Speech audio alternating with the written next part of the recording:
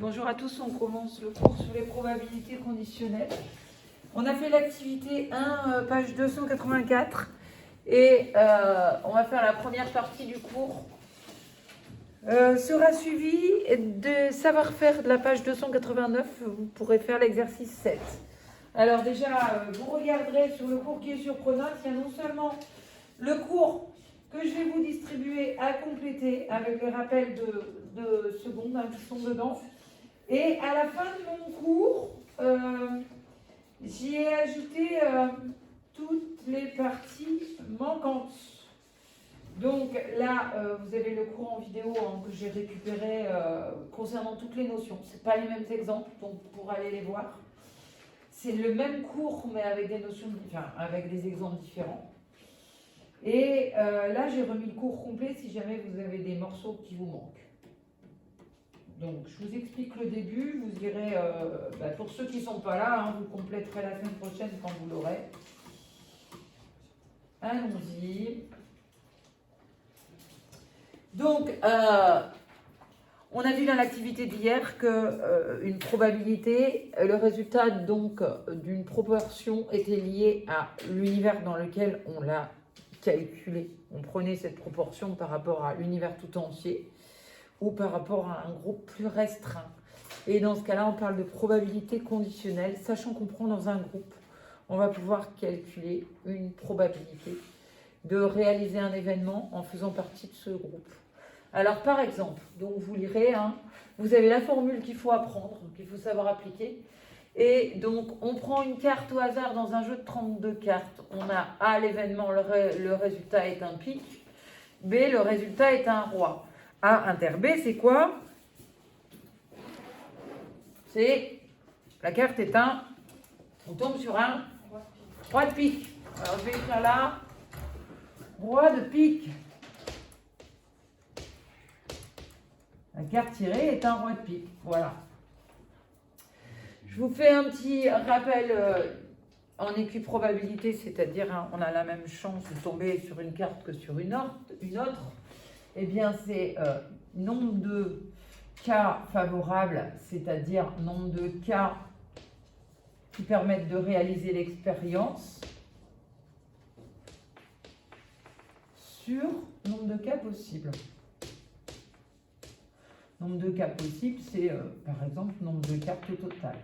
Effectif total de ce dans quoi on pioche. Alors, P de A. La probabilité de A, le résultat est un pic. Combien il y a de cartes? Dans un jeu de 32 cartes, je vous rappelle, il y a deux couleurs, c'est-à-dire les noirs et les rouges. Et ensuite, on a 4 sortes, donc carreau et cœur qui sont rouges, et pique et trèfle qui sont noirs. Et puis dans un jeu de 32 cartes, on commence à 7. 7, 8, 9, 10, valet, dame, roi, as. Donc 7, 8, 9, 10, valet, dame, roi, as, ça fait 8 cartes de chaque couleur. Les couleurs en jeu de cartes, c'est pique, trèfle, carreau et cœur. Donc, P de A, la probabilité de tomber sur un pic. 8 chances sur 32, ou alors vous considérez que c'est une couleur parmi 4. Il y a à chaque fois 4 cartes dans chacune des couleurs. D'accord?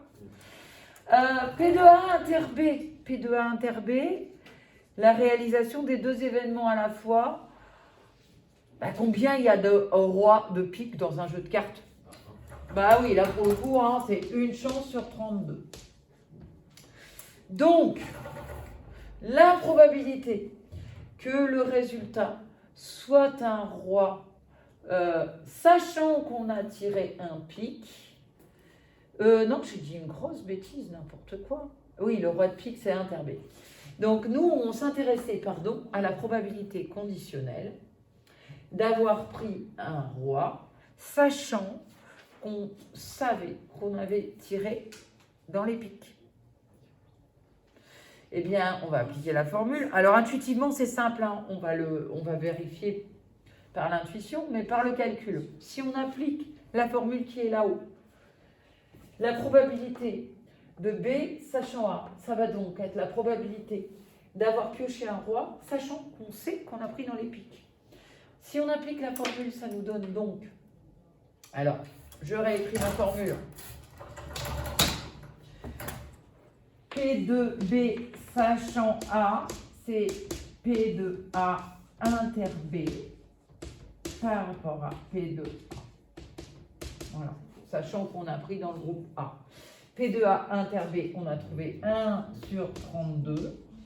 P de A, on a trouvé 8 sur 32. On va conserver la fraction non simplifiée, ça va être plus simple pour nous. Ça nous fait 1 sur 32 divisé par 8 sur 32. Divisé par une fraction, enfin divisé par un nombre bien multiplié par son inverse. Donc ça nous fait 1 sur 32 multiplié par 32 huitièmes. Comme dans l'activité, on s'aperçoit que ça nous donne un huitième. Alors, vérifions un petit peu notre résultat d'un huitième. Donc la question était de trouver la probabilité qu'on ait pris un roi, sachant qu'on savait qu'on avait pris parmi les piques. Ben, parmi les piques, il y a combien de rois?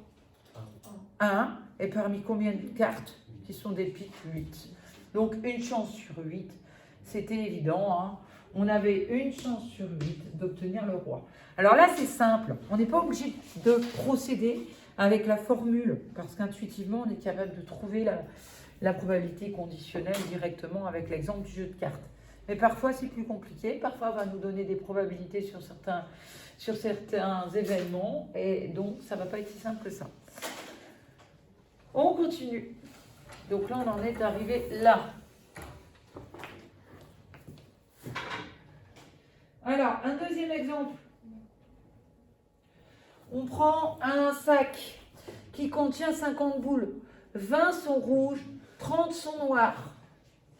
Et il est marqué gagné ou perdu. Oh là là, ça se complique. Donc sur 15 boules rouges, il est marqué gagné. Sur 9 boules noires, il est marqué gagné. On tire au hasard une boule dans le sac. R, on tire une boule rouge. G, une boule marquée gagné. R inter G, c'est donc l'événement quoi? Oui, vas-y, Elisa. On tire une rouge marquée gagné. Voilà, si vous pouvez le noter, hein. On tire une boule rouge marquée gagné. Je vais redescendre un petit peu là. L'écran. Hop. On tire une boule rouge marquée gagné.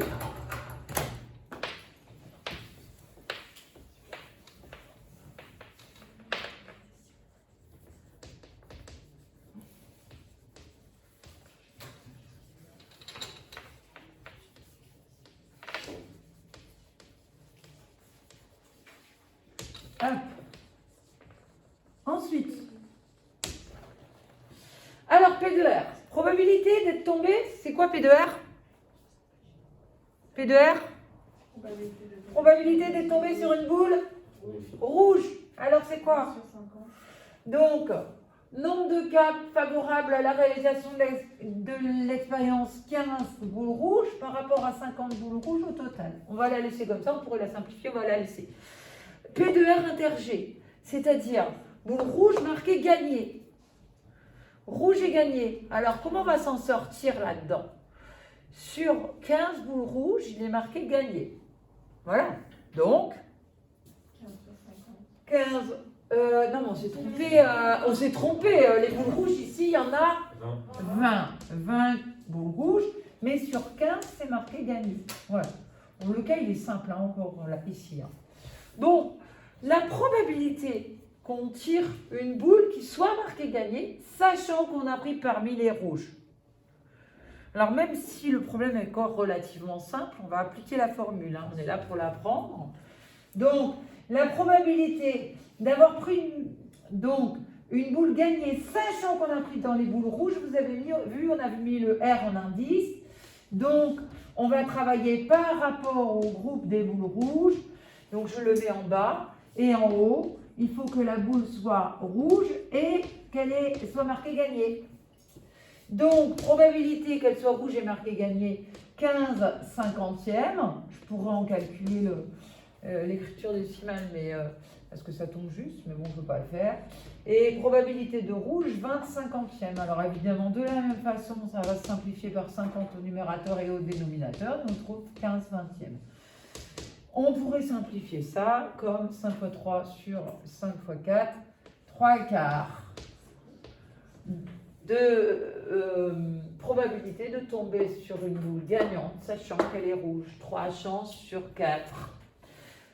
On peut retrouver donc intuitivement le résultat. Sachant que le résultat est une boule rouge, on avait 3 chances sur 4 qu'elle soit marquée gagnée. Bah oui, dans l'énoncé, on a 15 par rapport à 20. C'était simple. Bon, je vous rappelle ensuite, en dessous,